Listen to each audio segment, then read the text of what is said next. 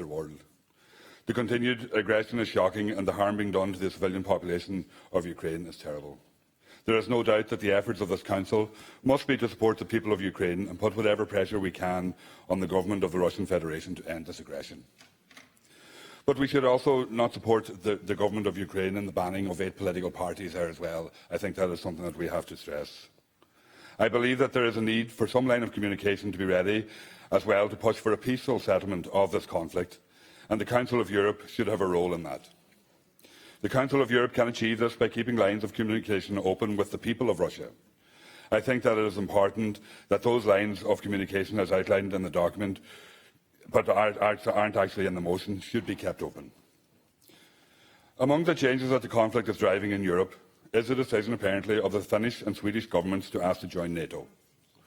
There is some merit, perhaps, in their decision from their point of view, but it is not for me to comment on that. And it would be helpful if they did not comment on Ireland's discussions around the same topic. This will lead to even more pressure on Ireland to abandon our traditional stance of military neutrality, even though consistently over 70% of the Irish people have said that they do not want to change that policy when surveyed.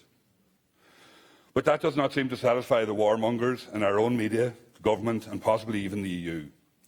I believe that the views of the Irish people need to be respected, and I would hope that the Council of Europe would respect and support that view as well, particularly with the upcoming Irish presidency of the Council.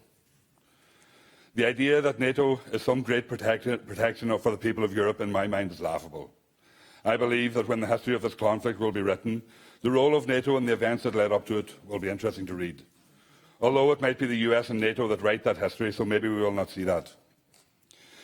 The attack on neutrality is matched with a demand and wish for Ireland to join NATO, or if not, at least join the EU version of NATO. To that end as well, I would also have concerns with the continued alignment of the Council of Europe with the EU. Could this organisation become a vassal of the EU? This question needs to be addressed and might be more a pressing argument considering the Russian aggression as well.